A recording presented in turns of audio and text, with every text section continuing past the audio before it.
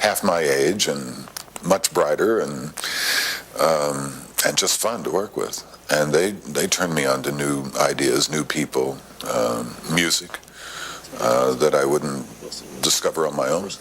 Edward says XM has enabled him to get out of the studio and travel the country to report on interesting people and places. Kim Skeen reporting for A Moment With. Okay, we have some pressure to be interesting here. I don't know whether it's on me or you, though, based on that. I'll do my best. From the beginning, let's begin more or less at the beginning. You knew you wanted to be the voice in the box. And you have a very identifiable, very signature voice. Did you ever train it? Did you ever do anything with it? No. It's a glandular condition, I guess. I don't know. It's a gift. It's a gift. I heard a story, I don't know if it's apocryphal, about the actor, the late actor Rock Hudson, who had that amazing baritone, you know, and that he had gone out in the woods one day and shouted at the trees until he broke something. That's a heck of a way to renovate your voice, I imagine. I did, I was conscious of accent. Mm-hmm. I'm from Kentucky.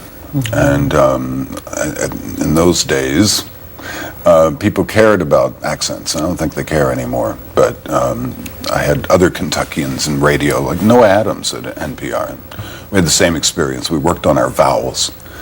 Like we would say, ice cream, or that's nice. And we knew you didn't say that on the radio, so we worked at a long I, for example. So it was more diction things than voice things. Well, it's a marvelous gift. Let's go from Kentucky, Louisville, to Indiana. What happened there?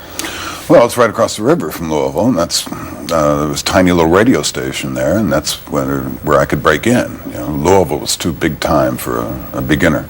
It was one of those little stations. How old were you? 21. Oh, and I'd been trying for 6 years, I think, of knocking on doors at radio stations. But at a little station, you learn everything because you know there's no one else to do it. And so I was a DJ, I was doing news, I was fixing the plumbing, I was everything, selling radio time or attempting to.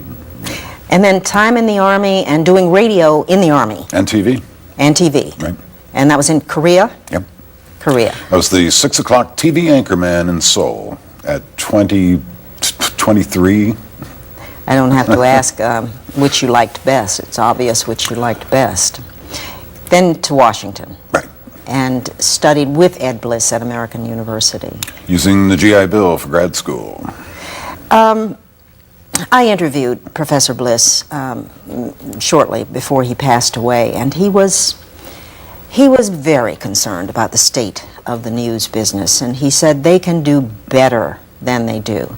But can they, Bob? When we think of the technological changes that have enabled the pressures of 24-hour news delivery, even for the broadcast networks, the fragmentation of the audience, the nature of the world, can they do better? Of course they can, and Ed knew that because Ed wrote for Edward R. Murrow and was the editor of the CBS Evening News with Walter Cronkite in Walter's first 5 years with that broadcast.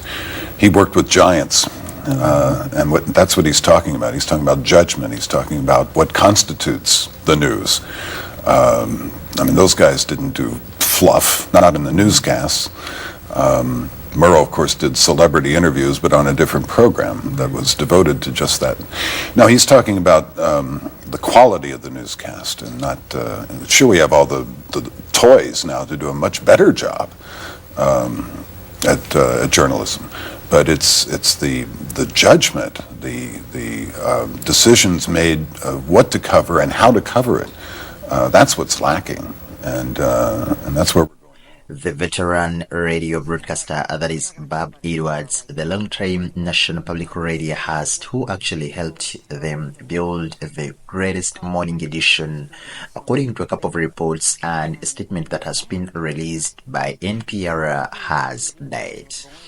It was on Monday when this very devastating news actually was announced, and it's believed that at the age of 76, that's when Bob passed away. An institution at NPR in which Edwards joined very a long time ago in around 1974. According to the NPR statement, they are saying that they are really very much devastated, and of course, listeners will be even much more devastated. The statement further read, "We are saddened to hear that Bob Edwards has passed away. He understood the intimate and distinctly personal connection which he actually offered to the audiences that distinguished him, his audio journalism from other mediums. And of course, he was a trusted voice in the lives of millions of public radio listeners. And in this moment in time, no cause of death has been released."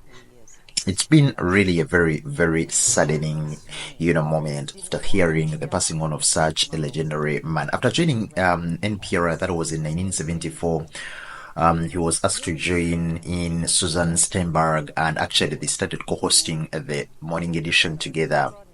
And they have been very impactful, not only to the older generations, but up to now, recently, Bob has been, being looked up to with regards to his radio presenting. He's a man who actually has been a case study so many times.